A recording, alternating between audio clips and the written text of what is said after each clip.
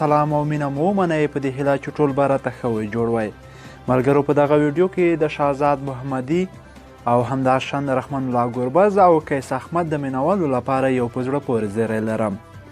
ملګرو مخکې له دې چې ټوله ویډیو وګورئ همدغه ویډیو در سره لایک چینل در سره سبسکرایب کړئ.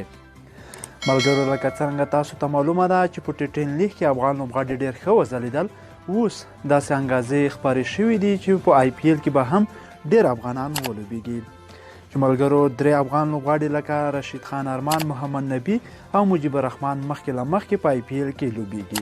هغه اخیستل شوي دي، خو اوس تازه هغه ډراپ چې په 2020 کال IPL لپاره ترسره کیږي د همدغه کال په 19 ډسمبر به دغه نیلامي ترسره شي چې په دغه کې د افغانستان څخه ګلبدین نایب دی، کریم جنت دی، شیرزاد دی او همداشان رحمت شاه دی، شهزاد محمدي دی، قیس احمد دی. خو د هندوستان مشهور کرکټ ویبپاڼې بیا دغه خبر خپور کړی دی چې ډېر چانس شهزاد محمدي او رحمان الله ګربز لري. ملګرو ورسره په څنګ کې قیس احمد هم یاد شوی دی چې دا 3 لوبغاړي ډېر چانس لري چې په IPL 2020 کې به واخیستل شي او د ډېر قیمتترینه لوبغاړي به هم وي.